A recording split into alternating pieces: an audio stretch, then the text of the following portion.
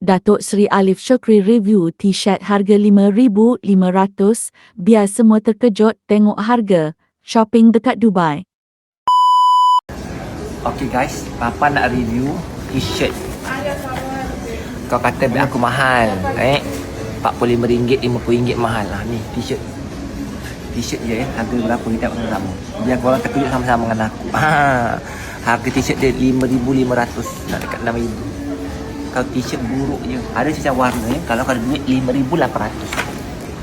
Ni kita satu. Ni ada warna pink. Kalau rasa-rasa pakai t-shirt RM5,800, belilah. Ni tengok ni. Belilah ya harga dia. Yang ini murah sikit. Ini sekitar RM4,000.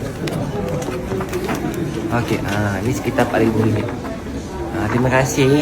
Ya, yang penting kita dah shopping hari ni. Dia bagi resit, dia kata Syukri beli shopping. Dah shopping dah pun. Dekat Dubai, nampak? Harga duit Malaysia berapa? Tak tahulah harga berapa. So kalau kau rasa duit terlebih